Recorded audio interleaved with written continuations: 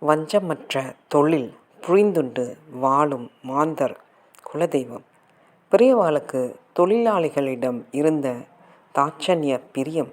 ஒரு பூர்ணிமை தினம் காலை பொழுதிலேயே பூர்ண சந்திரனாக தரிசனம் சாதித்து கொண்டிருந்தார் நாம் சந்திரசேகரேந்திரர்.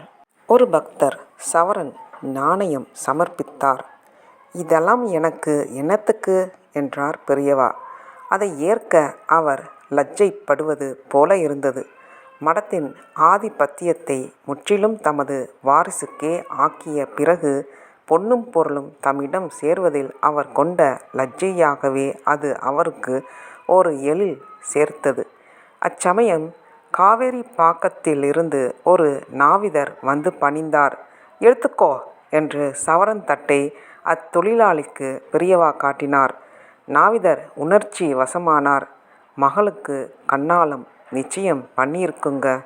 திருமாங்கல்யத்துக்கு பெரியவங்க கிட்ட கேட்கலாமான்னு வந்தேனுங்க. கேட்காமலே பெரியவங்க கொடுத்துட்டீங்க" என்றார்.